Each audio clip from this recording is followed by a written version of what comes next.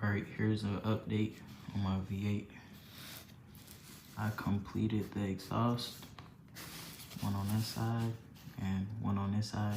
And another thing I did was make the flywheel bigger. That's the whole crankshaft sliding, you can see. But I made the flywheel bigger, and we're gonna see if it runs different on the air compressor. I like how that flywheel kind of looks shiny a little bit on that side. And the thing that I did with the flywheel is this extended part can actually come off.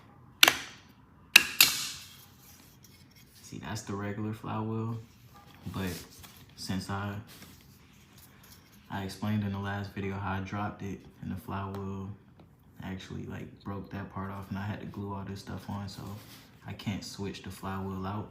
So I made a extended part like this that just goes right onto it, like that. And that's my bigger flywheel. So that adds a little bit more weight and a little bit more radius to it. And it's flush with the thing now, it's flush with the stand.